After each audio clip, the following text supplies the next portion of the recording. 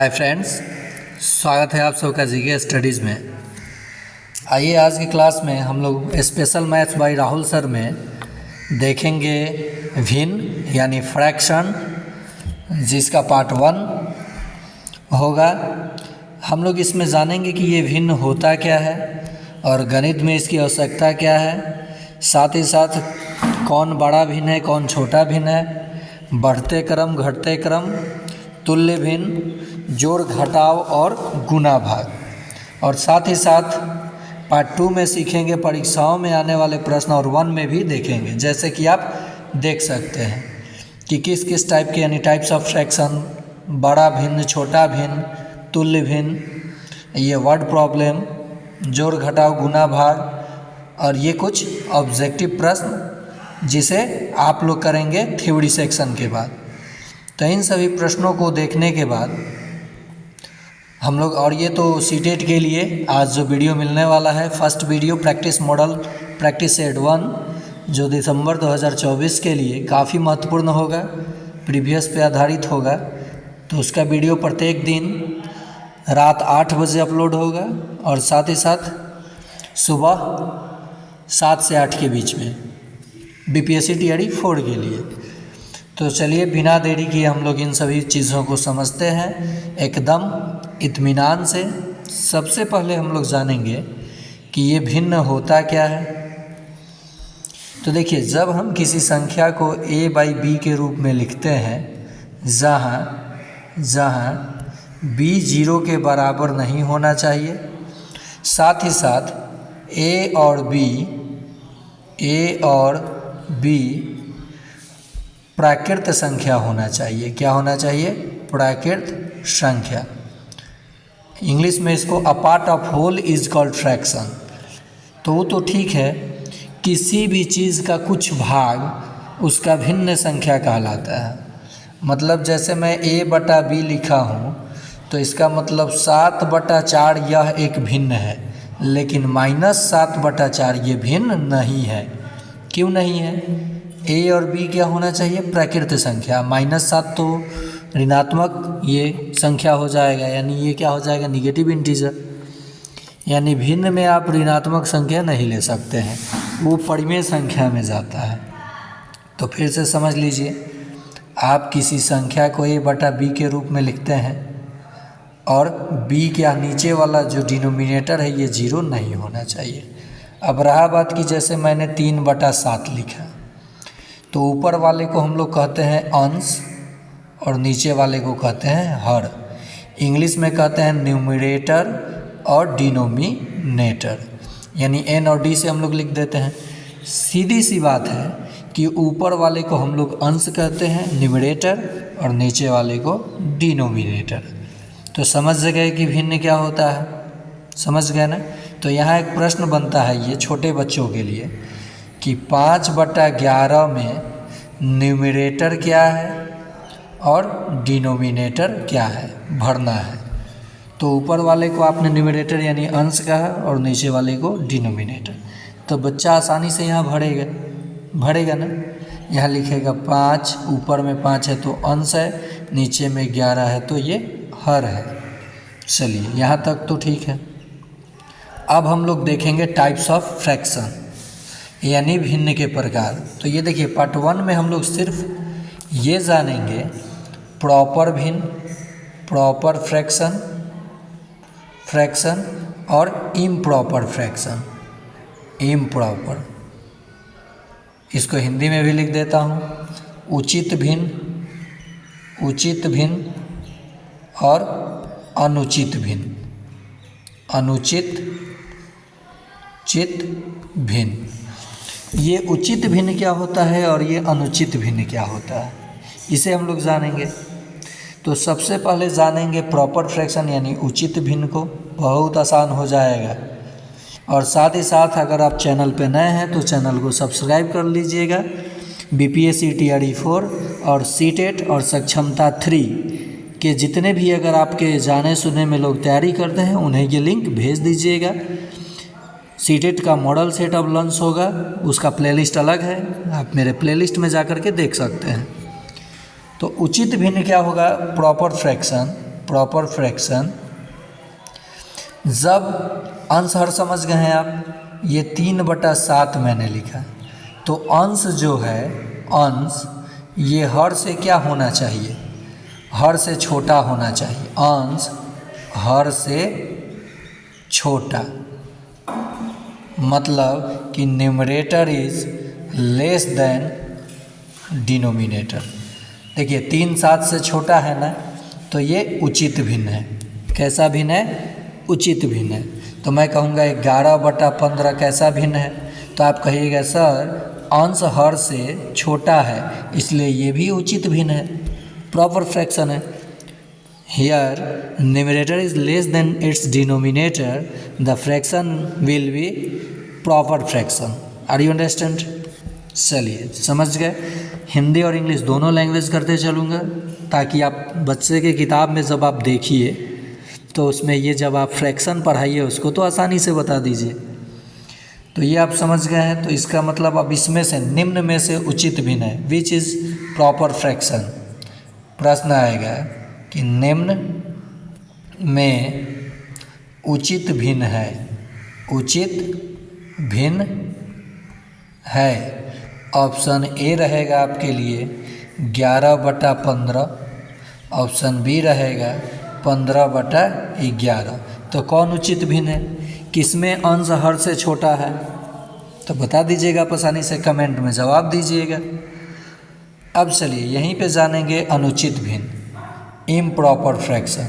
Improper fraction इसमें उल्टा होगा उसके, जैसे 11/7, यानी जो न्यूमरेटर होगा ये बड़ा होगा डिनोमिनेटर से, यानी जो अंश होगा ये बड़ा होगा किससे? हर से। जो अंश है हर से बड़ा है ना, तो ये कैसा भिन्न है? इम्प्रॉपर फ्रैक्शन यानी अनुचित भिन्न। साथ ही साथ एक नोट जान लीजिए यहाँ पे, नोट।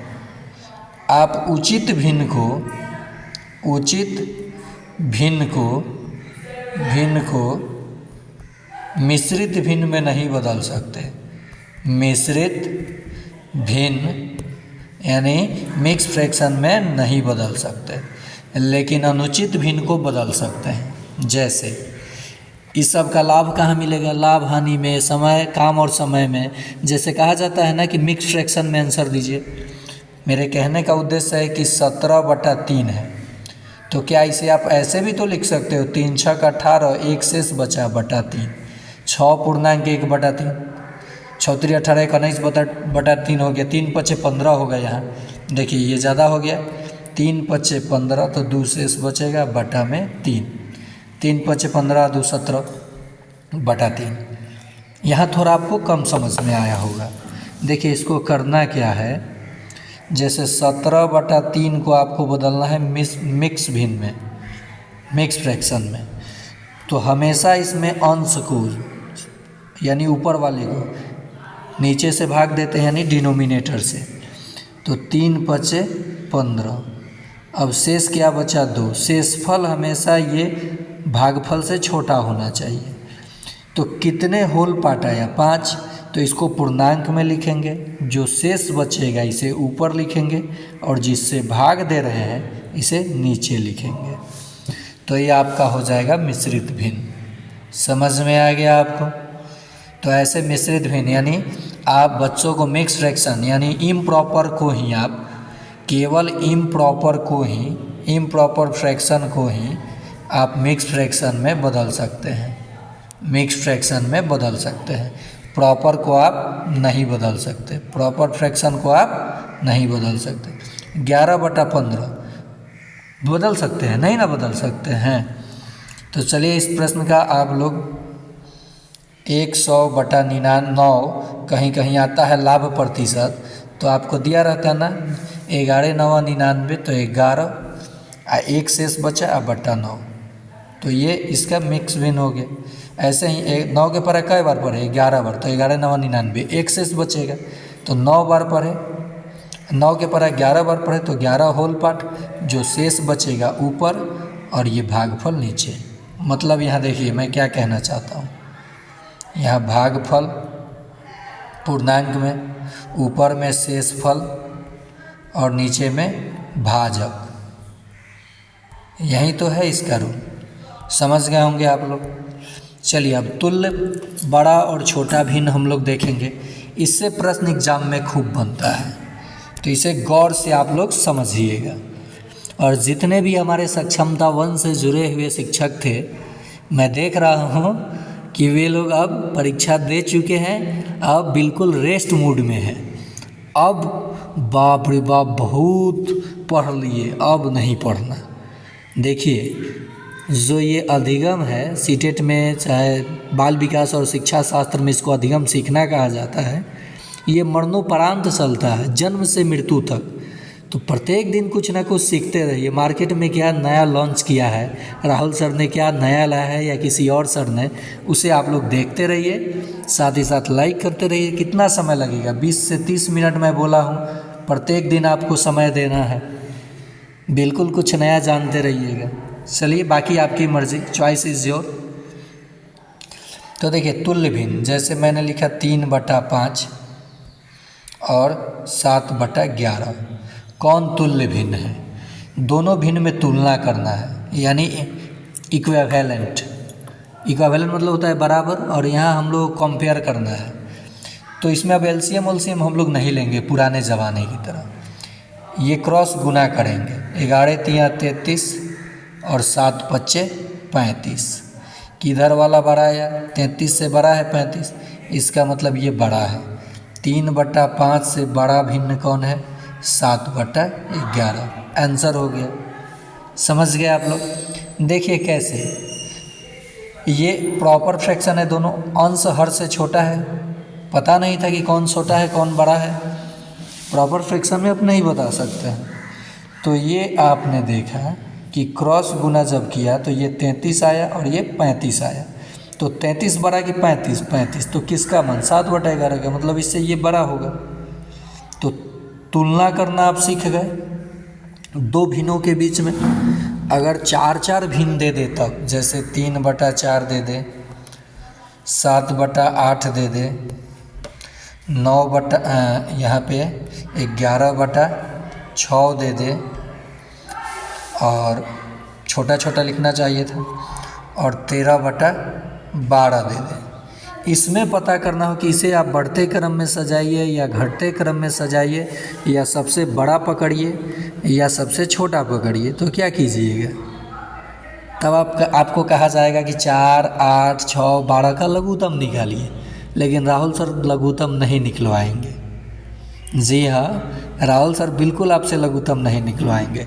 सबसे बड़ा भिन्न पूछना चाहते हैं हम आपसे। और सभी कैसा भिन्न है?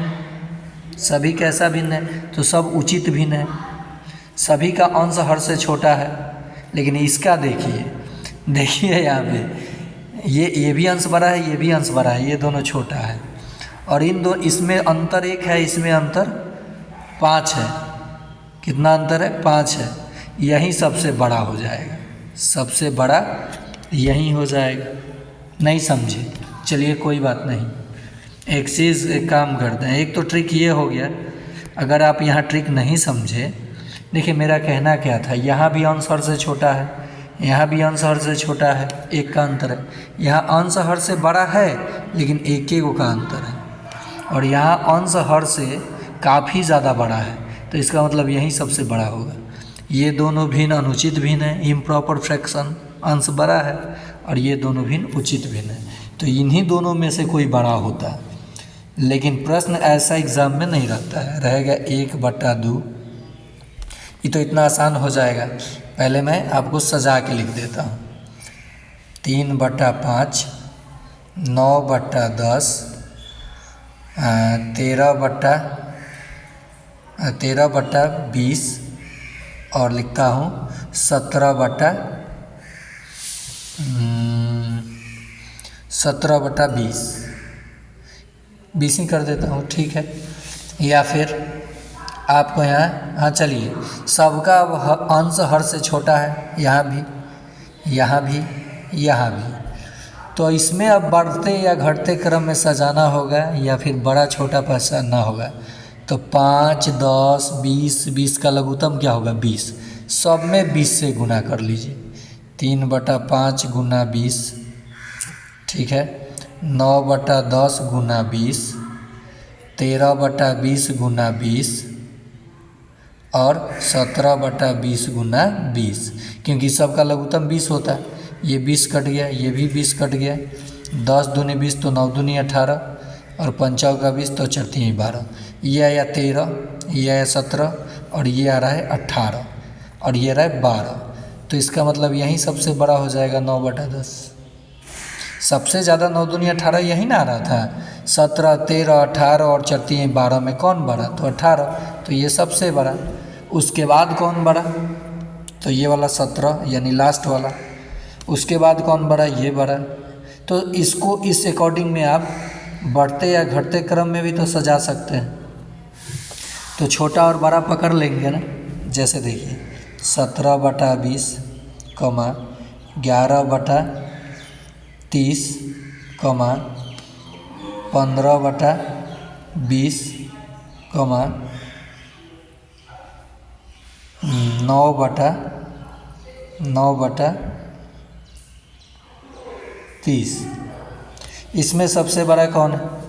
तो 20 और 30 का लघुत्तम क्या होगा? 20 और 30 का लघुत्तम क्या होगा? 60 होगा। तो 60 से सब में गुना कीजिएगा तो 20 तियां 60, तो ये 17 तियां 51 आएगा। 17 तियां क्या आएगा? 51। 30 दूनी 60, तो 11 दूनी 22 आएगा इसका मन। 20 तियां 60, 15 तियां 45 आएगा इसका मन। और ये 30 दूनी 60, 9 दूनी 18 आएगा इसका मान।